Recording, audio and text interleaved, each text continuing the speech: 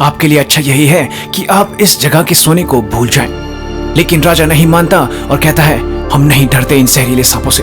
फिर वो अपने साथ आए हुए सभी सैनिकों को उस सोने की चट्टान के पास भेज देता है। सारे सैनिक सांपों से बचते हुए आगे बढ़ने लगते हैं, लेकिन तभी अचानक कुछ सैनिकों को कोई तेजी से हमला कर मारने लगता है। सभी सैनिक तेजी से चट्टान की तरफ दौड़ने लगते हैं, लेकिन तभी भालों की वर्षा इन सैनिकों पर हो जाती है और कई सारे सैनिक फिर अपनी जान से हाथ धो बैठते हैं। और भालों की वर्षा सिर्फ सैनिकों पर ही नहीं बल्कि राजा और उसके आदमियों पर भी होने लगती है, जिसके कारण इन सभी को उस जगह से भागना पड़ता है।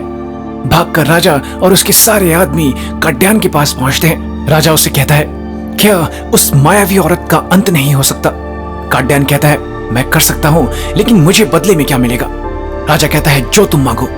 काट्यायन कहता है, ठीक है, अगर हमारी जमीन जो आपने हमसे छीनकर इन उच्च जाति वालों को दी है वो हमें वापस लौटा दो तो मैं आपके लिए ये काम करने को तैयार हूँ। राजा इस बात के लिए मान जाता है।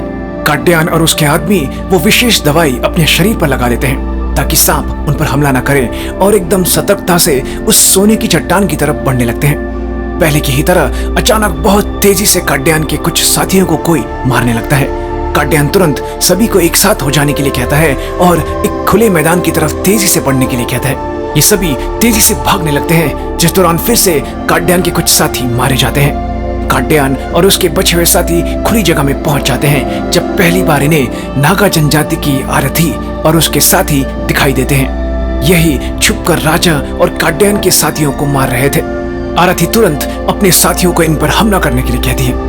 अगले ही पल एक भीषण लड़ाई इनके बीच शुरू हो जाती है, जिसमें काट्यायन और उसके साथी एक साथ मिलकर आरती के सभी साथियों को एक एक करके मारने लगते हैं। आरती भी इस लड़ाई में कूद पड़ती है और काट्यायन के सभी साथियों को अपने भाले से खत्म कर देती है, जिसके बाद काट्यायन और आरती के बीच युद्ध शुरू हो जाता है। आरती काट्यायन पर भारी पड़ती है और उसे बुरी तरह मारने लगती है, लेकिन ऐन वक्त पर काट्यायन अपनी चाबुक का इस्तेमाल कर आरती को गले से पकड़कर जोर से जमीन पर दे मारता है, जिसके बाद वो उसके हाथ पांव बांधकर उसे पकड़ लेता है।